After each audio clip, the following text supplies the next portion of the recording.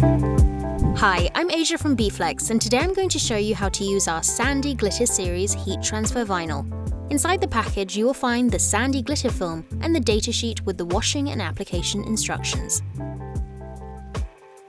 The Sandy glitter heat transfer vinyls are films with fine glitter applied on the surface which give a super sparkly finish and feel.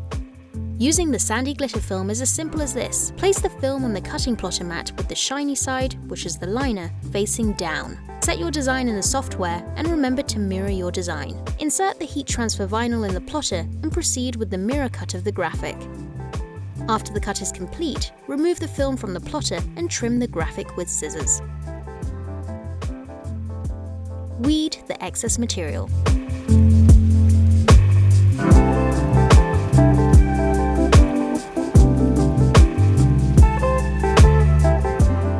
During the weeding phase, if some details rise, we can easily reposition them thanks to the adhesive liner. Now the graphic is ready to be applied. The application on the garment can be done using a heat press or home iron. It is essential to carefully follow the time and temperature instructions suggested on the datasheet.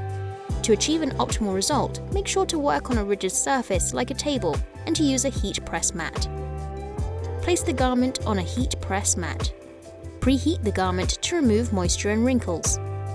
Place the design on the garment with the shiny side, which is the liner, facing up. Set the heat press following the time and temperature suggested on the datasheet. Now let's press the graphic, making sure to press the entire design area according to the time specified on the datasheet.